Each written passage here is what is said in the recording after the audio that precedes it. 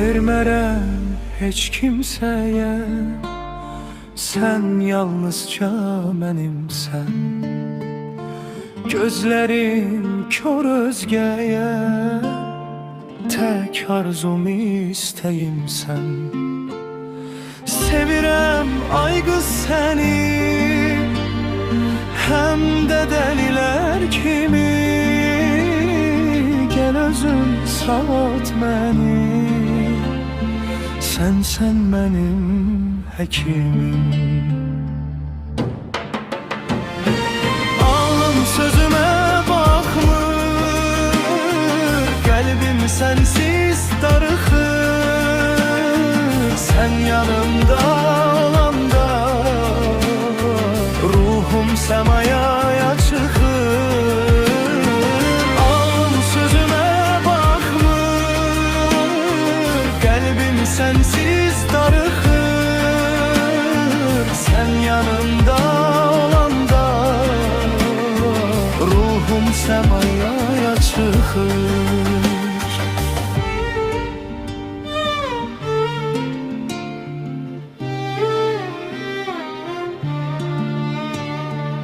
Ay gözəlim, göyçəyim, xoşbəxtliyim səndədir.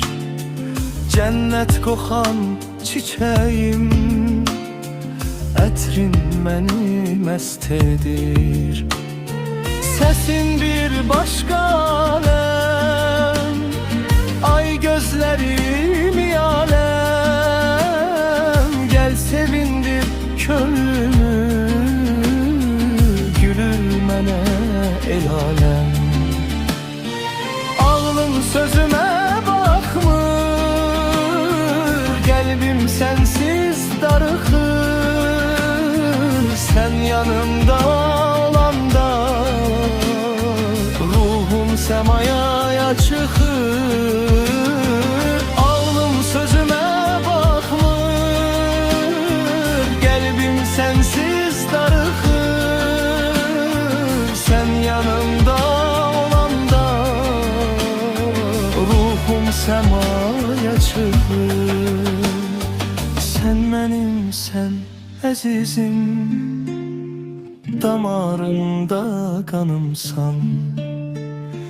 Xoş gəlmisən ömrümə, nə yaxşı ki varımsan. Ağlım sözümə baxmır, qəlbim sənsiz darıxır. Sən yanımda olanda ruhum səmaya çıxır. Ağlım sözümə baxmır, qəlbim sənsiz darıxır. Sən yanımda olanda ruhum səmaya